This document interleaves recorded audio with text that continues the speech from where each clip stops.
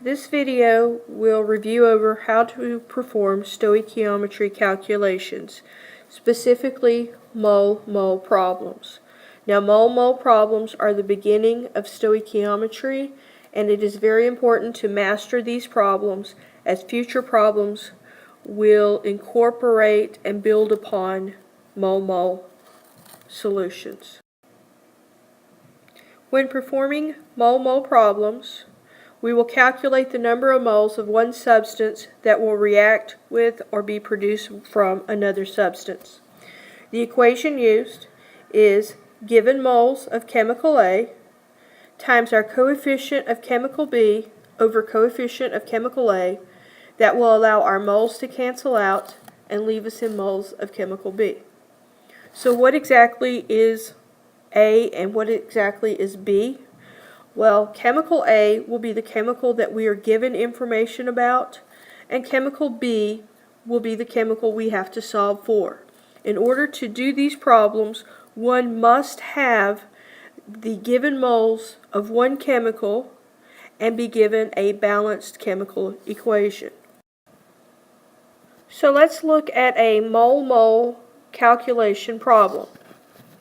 How many moles of oxygen react with 2.25 moles of nitrogen? Now notice that we are given information about nitrogen that makes nitrogen chemical A. We are asked to solve for moles of oxygen that makes oxygen chemical B. We are given a balanced chemical equation. Therefore, we will take this information and plug it into our formula from the previous page. Here we have 2.25 moles of nitrogen as our given from our problem. We will have our coefficient ratio. Now we will have coefficient B on top. That's the coefficient for oxygen. We will have coefficient A on bottom.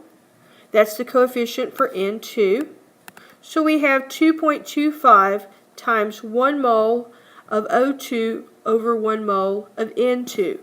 Moles of N2 cancel out, and therefore we would have our answer as 2.25 moles of O2. Let's look at a second example. Here we are given a balanced chemical equation, and we are given the following information. How many moles of H2O are produced if 2 moles of O2 are used? First, let's identify chemical A and chemical B. We are given 2 moles of O2. That makes O2 chemical A.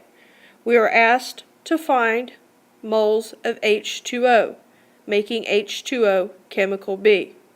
We will now use that balanced equation to solve our problem.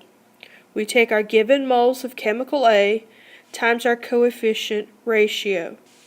Now notice that we have our coefficients for chemical A and B. It allows us to cancel out of moles of oxygen. We do our math, 2 times 6 divided by 5, and we have an answer of 2.4 moles of H2O. So notice that a correctly balanced equation was essential to getting the correct answer. Finally, one last example. We're given our balanced equation.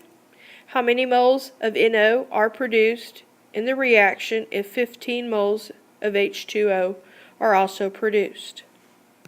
H2O is chemical A, NO chemical B. We put our 15 moles of H2O as our given times our coefficient ratio of chemical B on top, chemical A on bottom. Moles of H2O cancel out.